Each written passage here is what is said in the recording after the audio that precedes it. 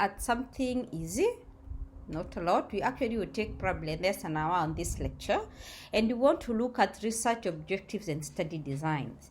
So initially we talked about how to identify a good research topic. We looked at characteristics of good research topics. We looked at research questions and how do you frame your question, including what you want to achieve, what is the ideal, what do you want to achieve, how do you go about it, and what is the importance of significance of doing that research. So today we focus on research objectives and study designs. So what are the objectives of today? There are very few. We want to be able to describe study objectives. We want to be able to differentiate between the broad and specific objective.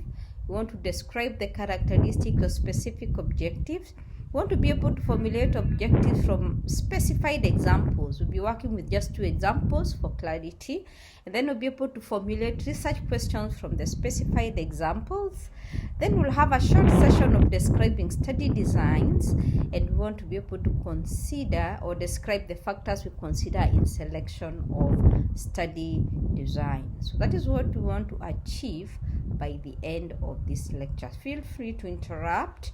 If you want to interrupt, you'll have to unmute and say something because I'm not able to see the other screen. Okay.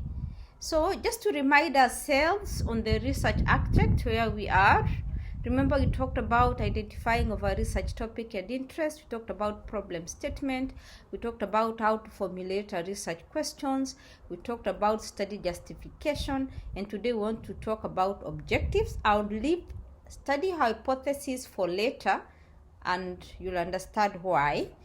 And then we look at study designs, and after that the protocol follows. And so that is where we are at in building our research knowledge. So today we are focusing on what is highlighted in red. And so what is a study objective? Let me start by mentioning that our study objectives is basically an active statement describing how the study will answer the study question. I'll pause there and ask one of us to be able to tell us or to be able to formulate a study objective, an active statement that can describe what the study will answer. Use them. Thank you. Please repeat that statement.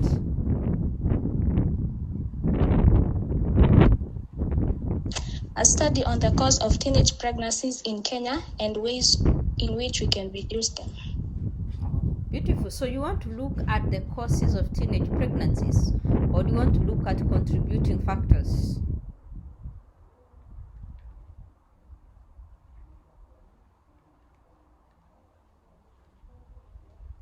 Aliyah? The causes, both the causes and the contributing factors, like what is leading to the teenage pregnancy itself. Beautiful. So what do you want to do about it? Active. For what is the active statement in that research interest of yours?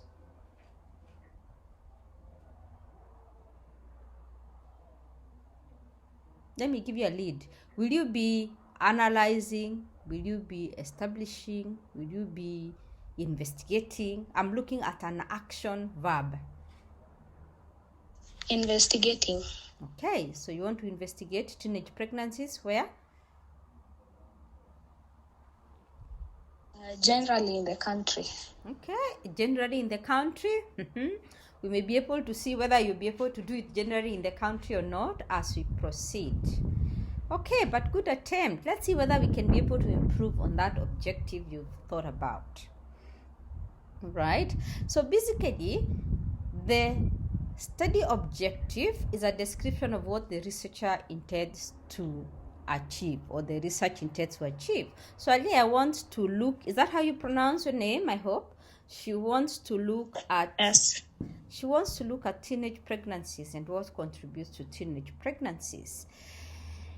And research objective basically guides the research design and study population. So we can already tell that she wants to look at teenagers.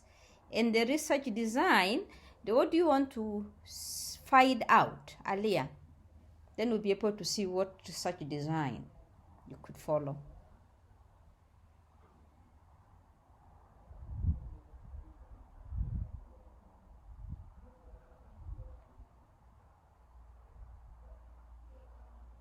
They're waiting on you.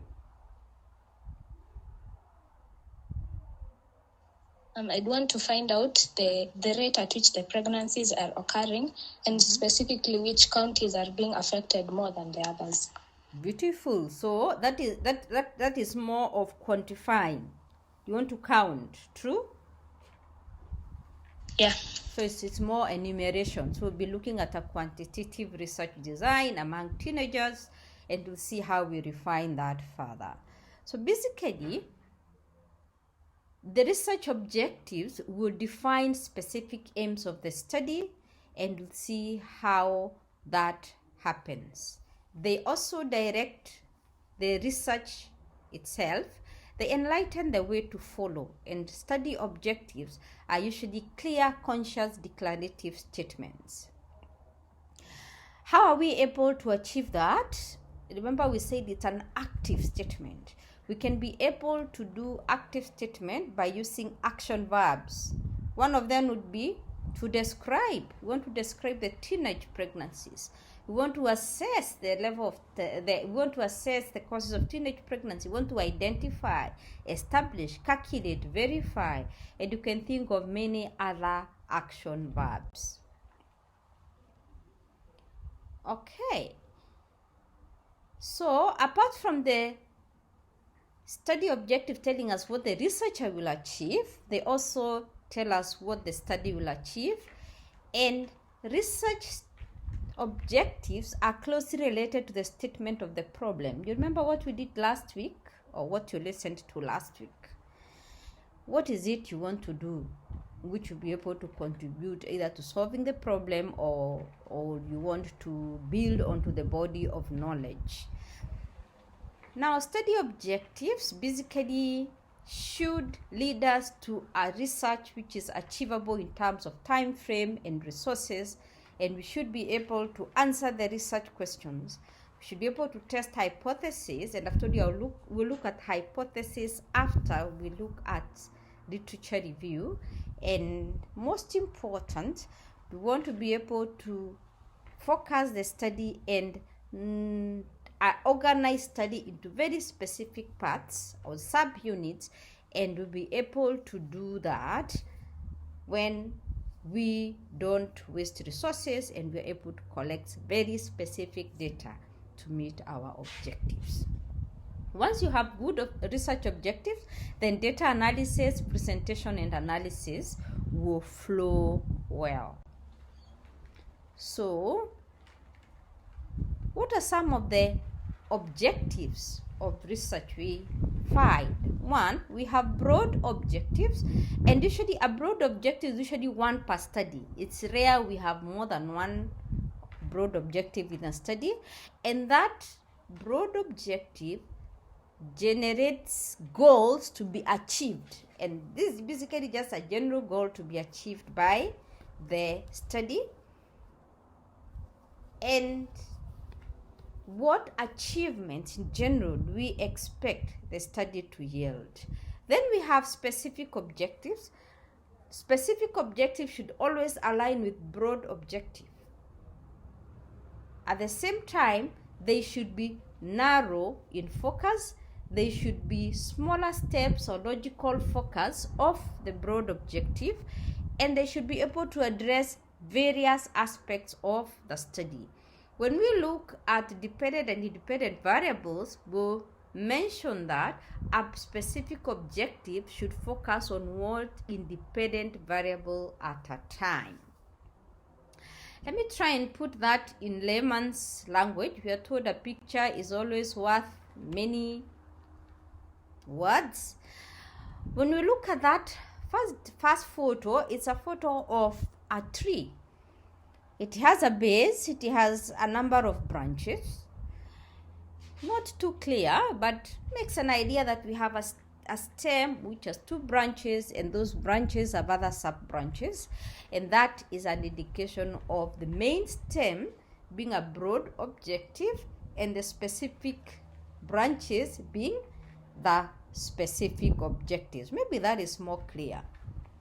So we have a stem, and that stem is built by or contributes or gives sub branches to other smaller objectives. Now, specific objective generally should be SMART, and I know you've come across that word previously in community health and in nursing process. So let's give an educated guess. A volunteer who can tell us what would guess SMART stands for. Volunteer.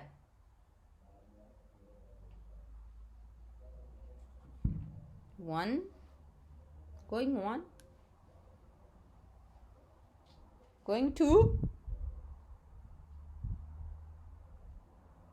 Okay, let me ask Cornelius. Cornelius, please remind us what SMART stood for. So I have an answer. Yes, please. So SMART, S is for specific, Mm-hmm. M is for measurable, Mm-hmm. A is for achievable, Mm-hmm. R, Go on. and T is for time bound. You said R is for? Relevant, Mm-hmm. and T is for time bound. Beautiful. Let's see whether you got it correct. So S is for specific, M is for measurable, A is for attainable or achievable, R is for realistic, and T is for time bound. So research, remember in research, all specific, especially specific objectives should always be smart. Specific objectives should always be SMART. There are other characteristics of objectives which you'll come across. Remember, the SMART is the most important, but these others are good to know. That objectives should be relevant, they should be logical, they should be cogent, they should follow a logical way. If you're going to look at causes of teenage pregnancies, you not start with the complications and then you define what teenage pregnancy is, and then you tell us who are teenagers, and then it has to start logically. You want to tell us what are the knowledge levels of teenagers towards teenage pregnancies, for example. Where do they seek for these services? What has been their experiences? What are your recommendations? So it should be cogent, it should make sense. Then they should be feasible. So Aliela told us that she wanted to do teenage pregnancies in the whole of the country. How much money do you think you'd need for that, Alia? Definitely a lot of money. How much time would you need for that?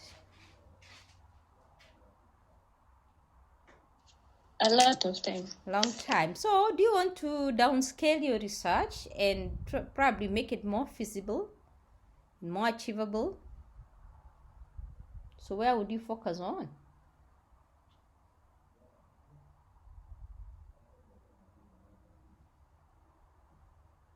I think I'd focus on maybe a specific town in an area, then work on the study in that specific place. Sorry.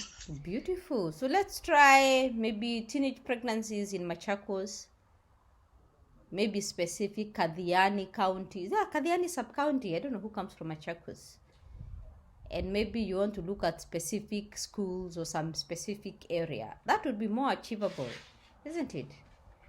So it needs to be very specific in scope, in time. And then the other characteristics, thank you, Eliela. Then the other characteristics of research objectives are they should be observable. Apart from being observable, they should be quantifiable. And when we look at qualitative study designs, later I will be able to see what is quantifiable and what is observable in qualitative design. They should be unequivocal. It is true, it's undisputed fact. The other thing is study objectives should be static. They shouldn't keep changing. You know what happens? Most of the students, they do a proposal, then along the way they realize, this may not be easily achievable. They go back and change the objectives again. Remember, if you define your problem statement well, then the study objective should be easy to develop.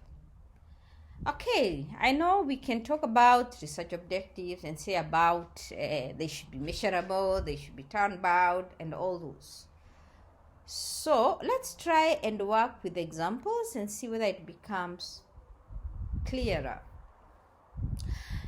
Now, imagine we wanted to look at the client's waiting time at an outpatient department of K County Hospital. That K is imaginary name. That county hospital can be where you come from. It can be any of the county hospitals in Kenya. And you want to look specifically at the outpatient department.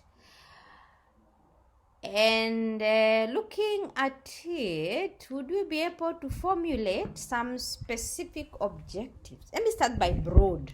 Looking at that topic, what do you feel would be our broad objective? Coril. Let me start with Coril, and then I'll open it up to somebody else. Coril, please unmute and speak to us.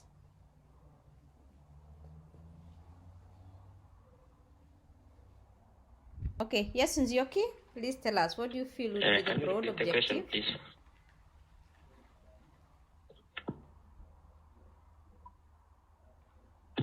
The question, please. I'm having some network issues.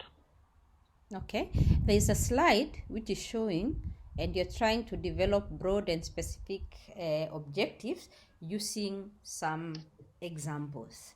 And so on the slide, which is projected, we are working with an example of determining client waiting time at outpatient department of K County Hospital.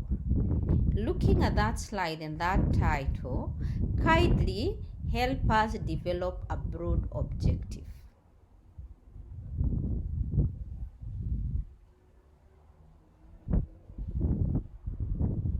Determine the client's waiting time. Is that all?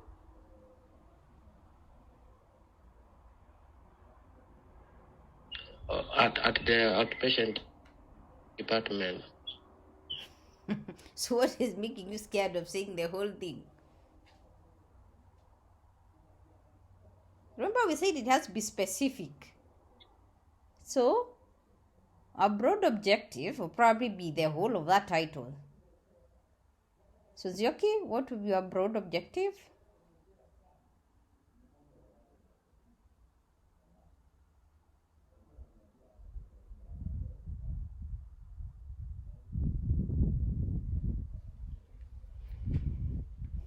Determining client's waiting time at outpatient department of K County Hospital.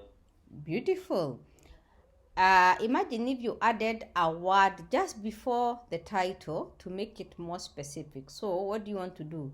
You want to determine. That word to makes a very big difference, right? So broad objective would be to determine and just before we read the specific objective, we want to determine the waiting time of clients at outpatient department of K County Hospital. And you can imagine, we wanted to do that, then overall, what would we be interested in? We'd probably want to characterize the clients visiting the outpatient department. Who come to the outpatient department? Are they the children? Are they adults? Who comes? And then what measures would we be interested in looking at? The waiting time. And we'll be able to analyze that waiting time and probably determine specific indicators.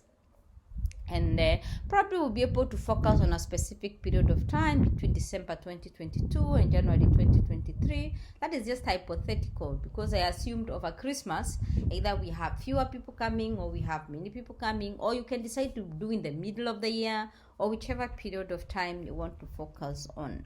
So, and some of the things we'd also be interested in would be to establish a relationship between waiting time and the patient's socio-demographic characteristics, the severity of the patient condition, and the working shifts. That's generally just thinking what is it would be interested in. So our specific objective would be, or broad objective would be, to determine client waiting time at outpatient department of K County Hospital. You may add during the period of December to whichever period of time. If you have already stated it in the M, you don't have to keep replicating. But if you did not specify it in the M, then you'd need to be specific. And so if that is a broad objective, let's try and see whether we can be able to develop the specific objective. I will pause there and ask any volunteer to formulate a specific objective, any specific objective.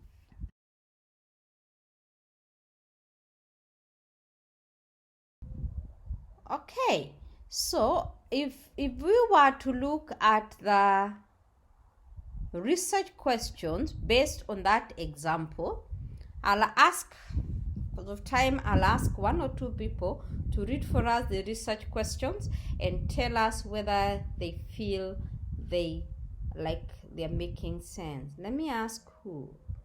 These were the people who came first in class. Okay, let me ask Caroline. Please read for us the first two questions.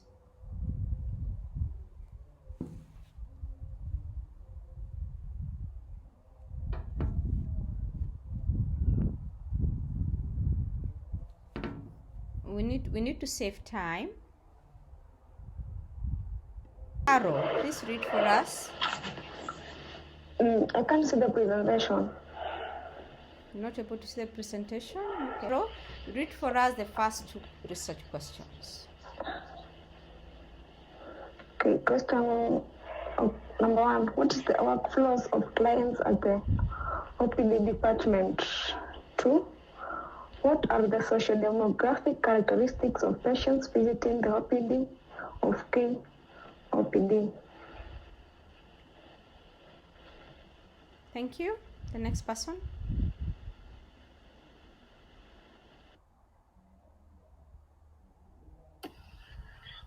What is the waiting time between triage and consultation with the clinician in minutes?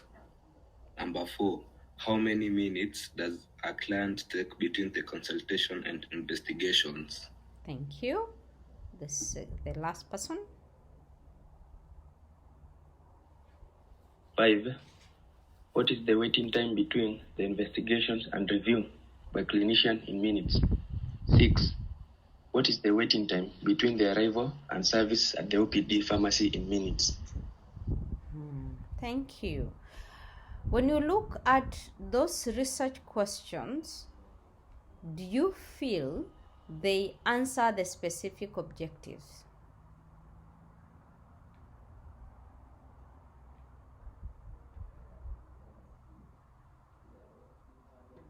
Well, let me pause it. Let me reword that question. What similarity do you notice between the specific objectives and the research questions?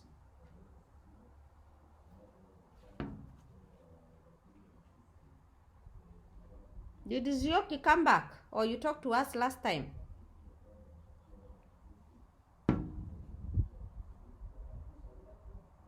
A volunteer.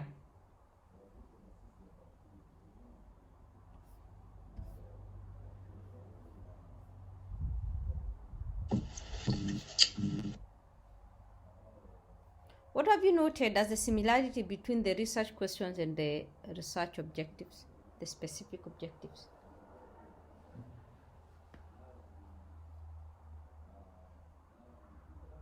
Okay, I think think that the first research question goes hand in hand with the first specific objective, and so on and so on. Beautiful. So you do a specific question for every specific objective. Okay? If your questions and your objectives are not in harmony, then you know you went somewhere, or you went amiss somewhere. Thank you. So let me state that you need to do a lot of reading and looking around for you to be able to finalize or familiarize with a specific objective formulation, research questions. If you read a lot of applications on similar fields, be able to tell what were their objectives. How do I align myself to their objectives? What were their research methods? How do I align myself with the same? Those are some of the similar studies which have been done in patient waiting time. At times when you go to review that topic, you find it written as instead of patient waiting time, it is written time of wait of patient. It's a new concept which is coming up, but never mind. Those are just two examples. You can go and read further on and see how it goes. Let's try the second example and probably bring it back home. For time, I'll just ask I'll ask who to read for us. I'll ask Joanne Wamboi, Joy Kimeto, and Judy Wajiro to read for us the content of the next slides. Each will read two topics, but before they read, let me show you something. We've had a lot of COVID vaccine going on in Kenya. And if somebody wanted to establish the prevalence of adverse effects among COVID-19 recipients in Nairobi County, then how would we go about it? Let me ask the first person to guess or to read for us what the broad objective would be. And remember the word to include the word to, making it ownership and showing that you're going to be taking active part in it.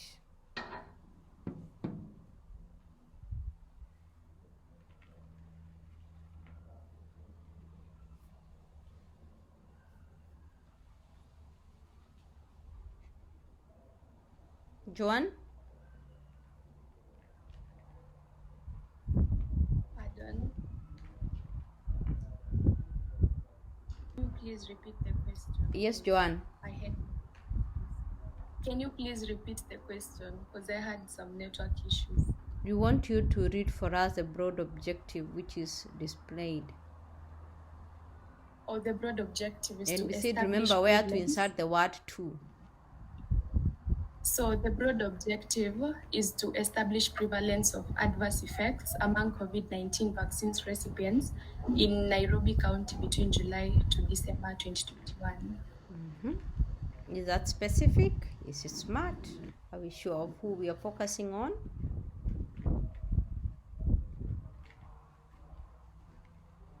Okay, let's see the next person who reads this first two specific objectives. To characterize the recipient population. Number 2, to identify the type of vaccines administered. Thank you. The next person.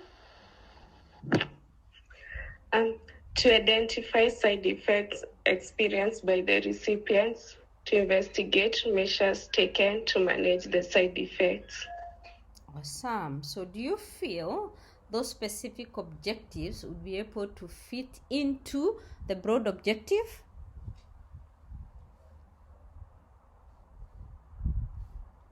Okay, let me ask Judy. Please, Judy will state for us the first two specific objectives as research questions. Eugene Macau will read for us the second two, and Kadra will read for us the rest. We want you to state them as research questions.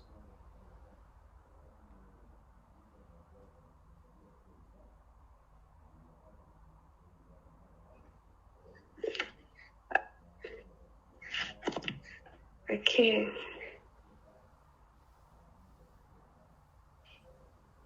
What for the first one? Go on.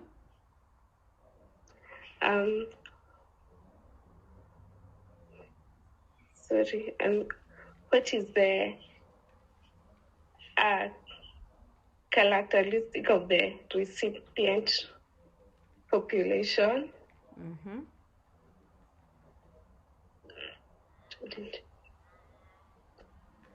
What is the type of vaccines administered? Thank you. So we'll be able to say what are the characteristics or what are the socio-demographic characteristics of the recipient population, and then we'll be able to ask what types of vaccines were administered. Right. The second two.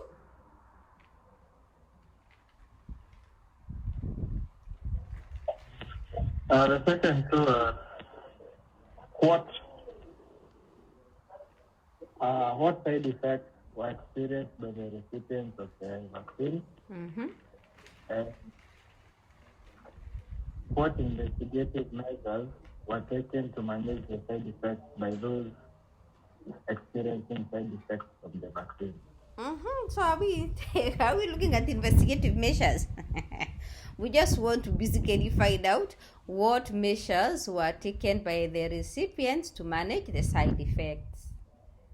So that investigate is not another study altogether. We just want to find out what measures did they take to manage the side effects. Right? Excuse me, madam. I have a question. Yes. Go on. I was asking, so what is the tense of the research questions? Should it be in past tense or present tense? What do you feel?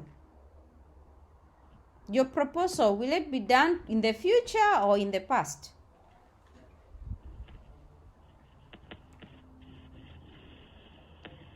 Are you doing a prospective study? Are you doing a retrospective study?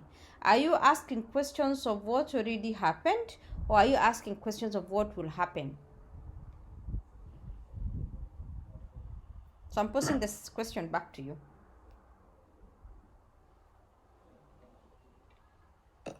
I thought maybe it should be in the present tense, not even about the future or the past. Present tense, because you are doing it right now. What are the character? If the COVID-19, the COVID vaccine is happening now, then you'd be able to say what are the characteristics of the patient receiving the vaccine. If they are the one we already received, you probably say what were the characteristics. That may not really change, because if you're male, you still remain male, whether you received it past or present.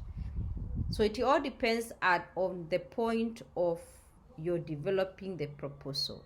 If you're looking at a retrospective study, you go and find out what were the side effects which were experienced by the recipients.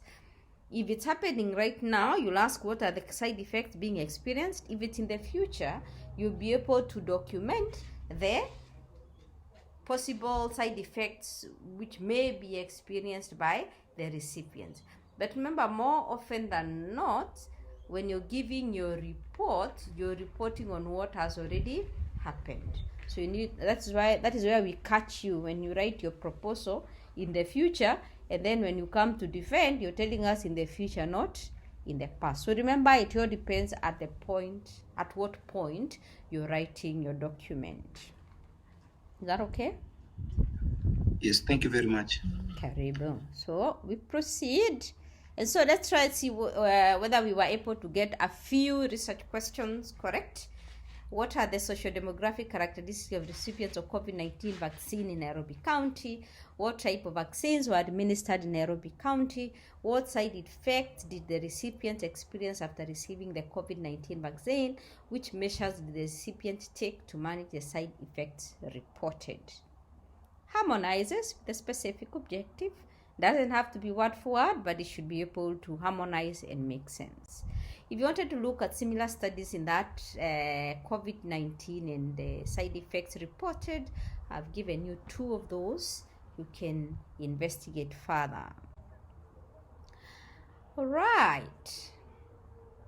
I want us to take a breather for a minute, and then we'll look at the next section of today's topic, which is research design.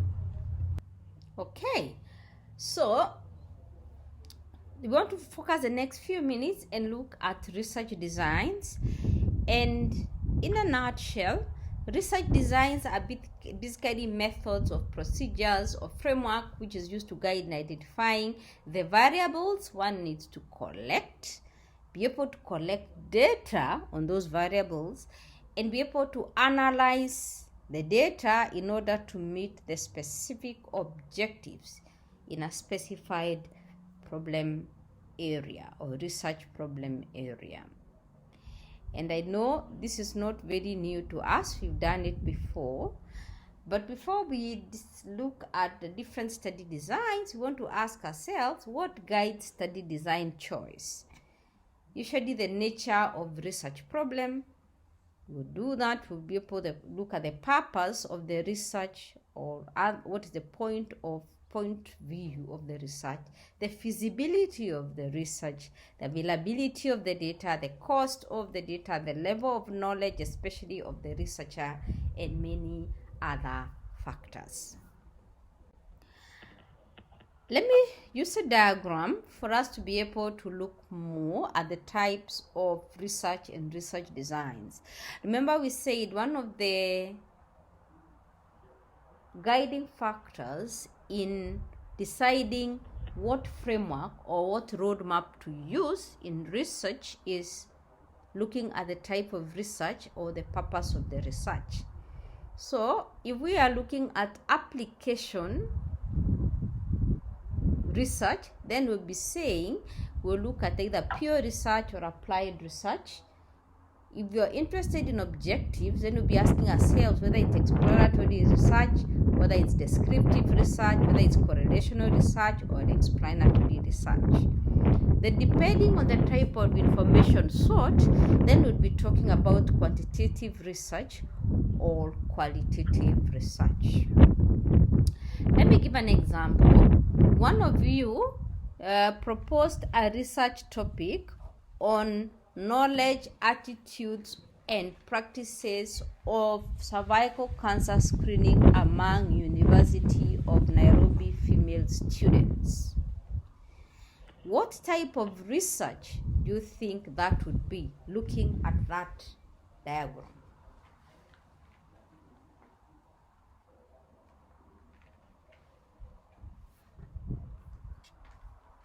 I'll ask Kadara to give us an answer, and then keep Koske Kelvin. Knowledge, attitudes, and practices of cervical cancer screening among University of Nairobi female students. How would you classify that?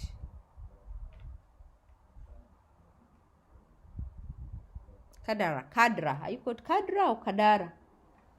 Remember, we need to save time. Yes, Kelvin. So I think according to the type of information sought, I'd say it's qualitative research. Okay.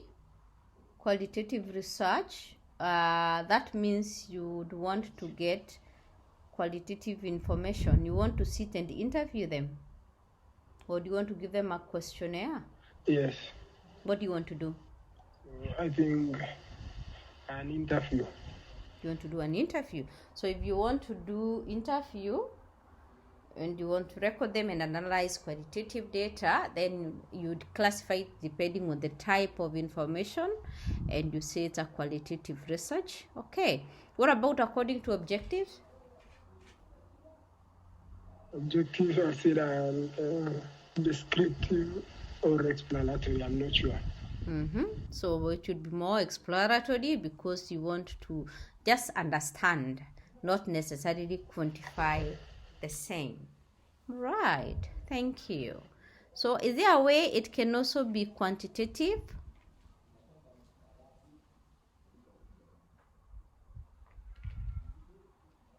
If you wanted to know the number of female students who've received cervical cancer screening, that would make it more quantitative, isn't it? And you probably wanted to find out across the board at one point in a year and give them all the questionnaires. Then it will probably end up being descriptive. I'll advise us to go, when we end this lecture, you go and read more on the types of research and how to classify them, depending on application, objective, and type of information sought. And let me try and bring it more home and give you something more interesting to read on. At times we have interventional and non-interventional research, or classification according to non-interventional and interventional. And at non-interventional, we are exploring, we just want to find out. And at times we want to describe. So we want to look at case study, we want to look at cross-sectional studies or longitudinal studies. When we want to analyze, we want to see whether it's a relationship between one thing and the other, then we could do cross-sectional, case control, cohort. Then when we have interventional, we may have pre-experimental, quasi-experimental, and true experimental, where we have complete random design, random block designs, or factorial designs. And I know it looks quite a huge thing, but don't worry, they're just big terms which are easily digestible. So I'll give you a reference material to read further on that, and will make it easier. I want us to note that there's no design which is perfect. There's no design which is universal. It all depends on the research you're doing and your knowledge, skills as a researcher, and also what has been done previously. I need you to read further and practice on objectives and study designs, and especially for your almost an hour.